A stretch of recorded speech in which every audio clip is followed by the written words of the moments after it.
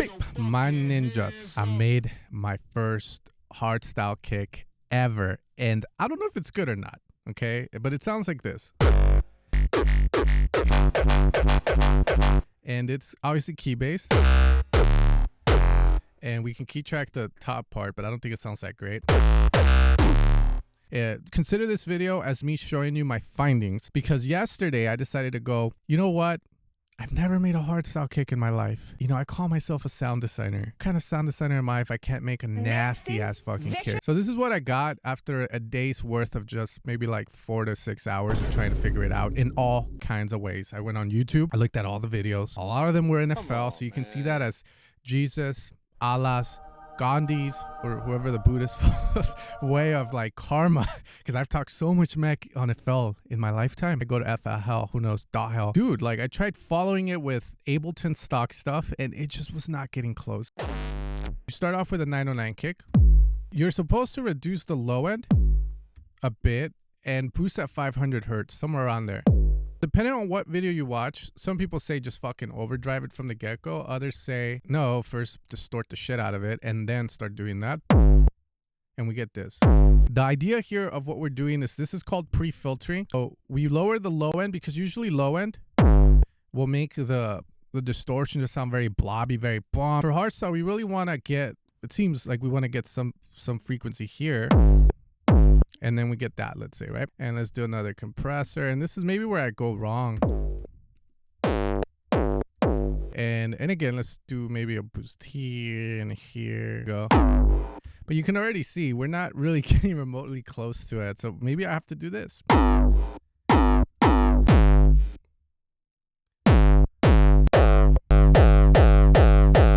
Okay, so we resample it, right? We have to separate it. So this video I watched from Eternize, which seems to be one of the original ones where like a lot of people copied from.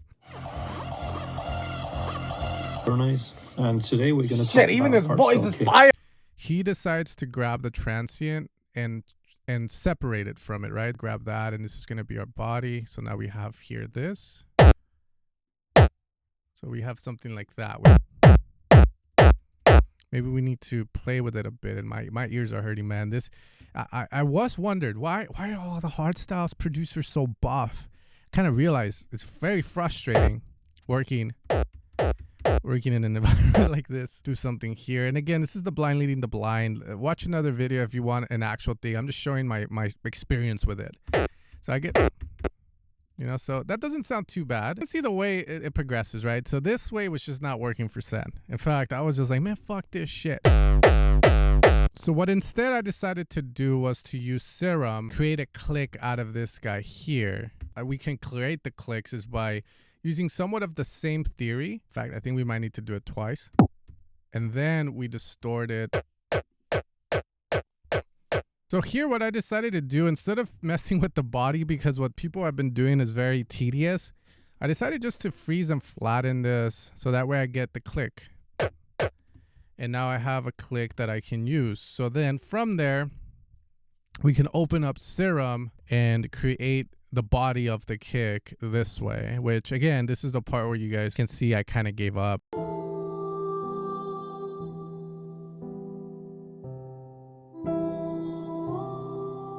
I was like, it just was not working. I can direct out this and make this go. So now I want to grab a wavetable that will give me some good low end. So those are going to be either the VS2s, a sine, whatever you want, a VSOT square. That sounds cool. There we go. And you get the tail of it. So now we bring that down. We bring the LFO there. And this helps us create the tail. This is very important because this hit needs to be respect. And what that means is we don't want to go all the way to fucking like perfection, but just a bit to allow space for that to be heard, right? From here, I will route this guy, there. And let's do it one more time. It's good to review. We're going to have that. This is going to be the click here. We're going to allow it to be full volume. And we get that. You know, it's all about like designing the tail to it, which might not produce similar results to like doing it the old school way, but let's call this the Sen way, the Temu way. If you can start to kind of design, we're going to retrig this. You can move this if you want to go from not so this to this, so there's a bit of movement. We can also add a punch to it of sorts if we want, so that way we get the dua, dua, like so. Envelope. Have you noticed the problem with this is there's a lot of high frequencies, right? So that's where we can start to use a filter. We can distort or square it. Let's change this guy.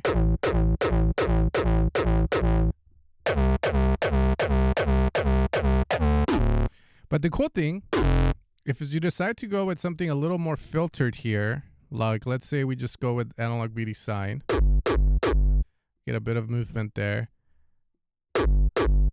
We can now create like the top part of the kick by using these waveforms. Now, the big important thing here is that we want to use a high pass so that the low end of this doesn't fuck with that. And then we do this.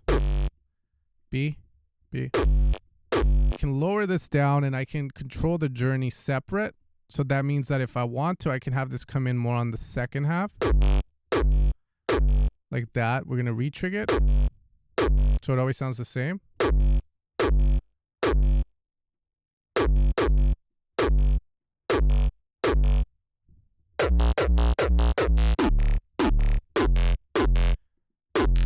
Now, we'd also just go straight in.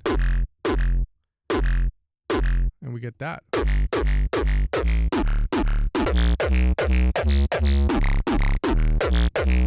Let's try the ASIM distortion as well.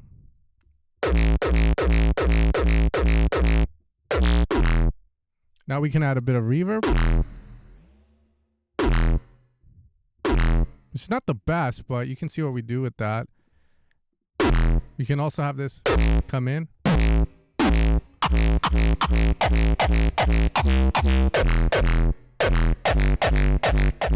Experiment with other ones like.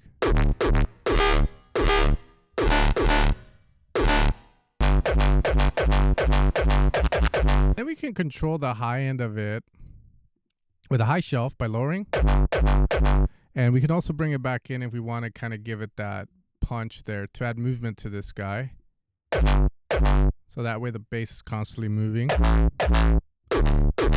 And from there, it's all about adding either more vibe to it, which could be as simple as putting an ozone on it, which I saw Headhunters having a video where he had ozone 4 on it. So I was like, let's see what we can make out of a plain overdriven 909. I fucking knew it! I knew it! Like, if he can do it, maybe I can do it. So let's go into the mix with and just grab like a good, like, something to help us, like, you know, just make it sound good. And let's just push the kick into a...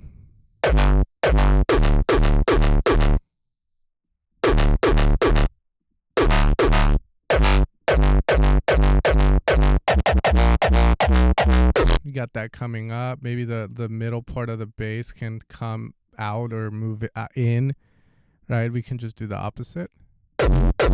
No, not that way. Coming down, dude. And finally, after a day and a quarter of trying, I ended up with that. In fact, I think we made a better kick because in the original kick, I didn't add the movement that you see here. And that really adds a lot to it. In fact, I'm learning even more right now as we speak as I make this video.